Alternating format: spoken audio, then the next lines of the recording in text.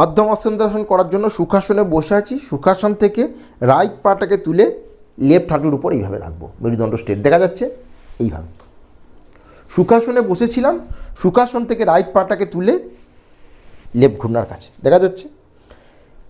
ঘুটনা এবং বুকের মাঝ দিয়ে যে পা তার অপোজিট হ্যান্ড, তো রাইট পা তো লেফট হ্যান্ড।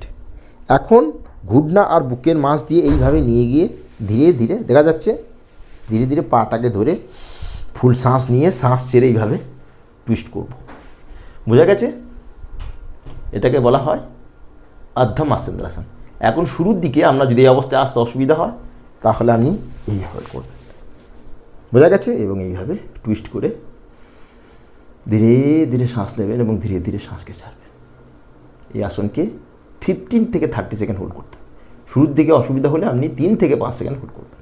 বোঝা গেছে?